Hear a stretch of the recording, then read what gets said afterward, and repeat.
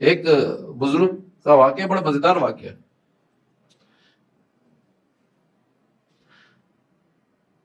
وہ قیام اللیل، راتوں کو تہجد کے اندر پوری رات جاگا کرتے تھے اور دن پر روزہ رکھا کرتے تھے، اور ایک دریا کے کنارے رہا کرتے تھے. تو ہوا کیا کہ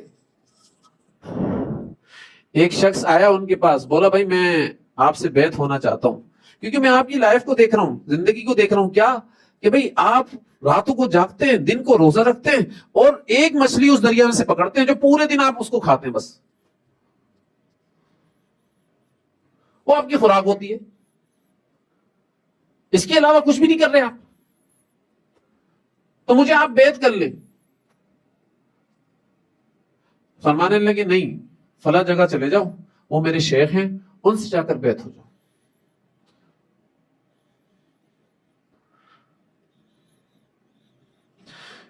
تو وہ شخص ان کے پاس گیا، جا کر دیکھا تو بڑا مال و کثرت کی ریل پل، خوب مال آ رہا ہے، خوب مال جا رہا ہے، انواع قسم کے کھانے. یہ کیا، وہ تو خود دریا کے کنارے بیٹھے ہوئے ہیں اور عبادت میں لگے ہوئے ہیں، یہاں ریل پیل مال کی کھانا پینا، اور وہ انہوں نے مجھے یہاں بھیج دیا کہ ان سے جا کر، میرے شیخ ہیں وہ، ان سے جا کر بیعت ہو جاؤ. یہ آیا، اس نے بولا حضرت مجھے بیعت کر لیں، مجھے آپ کے فلاں شاگرد نے بھیجا ہے. وہ بولا میرے شیخ سے جا کر بیعت ہو جاؤ.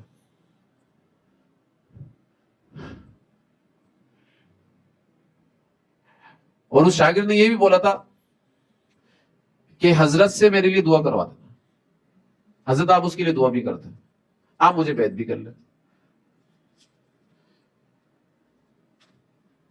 فرمایا ٹھیک ہے، میں تمہیں بیعت کر لیتا ہوں، اور حضرت ان کے لیے دعا بھی کر دینا، انہوں نے مجھے بھیجا یہاں پر. تو دعا کیا کری، اللہم انزع حب الدنیا من قلبہ، کہ اللہ دنیا کی محبت اس کے قلب سے نکال دے. جو دریا کے کنارے بیٹھا ہوا ہے، راتوں کو جاگ رہا ہے، دن کو روزہ رکھ رہا ہے، ایک مچھلی اس کی خوراک ہے پورے دن کے اندر، اور یہ ان کے شیخ دعا کیا کر رہے ہیں،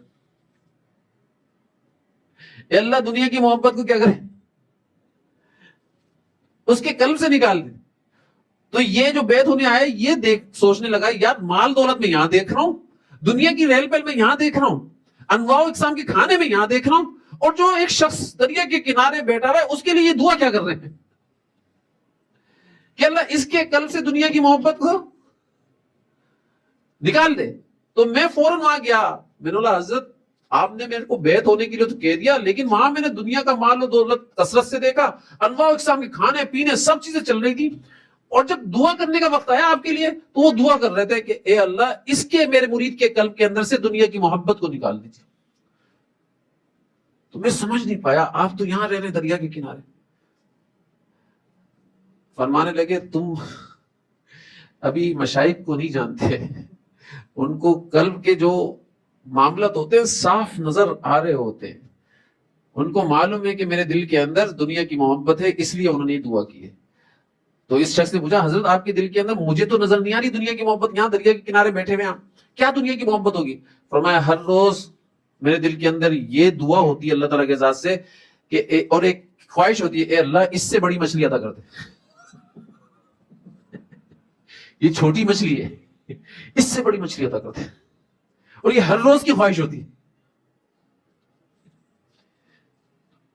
بولا ان کے پاس تو مال دولت کی ریل پیل، ان کے ارے مال و دولت آئے ان کو اس سے فرق نہیں پڑتا، مال و دولت جائے ان کو اس سے فرق نہیں پڑتا،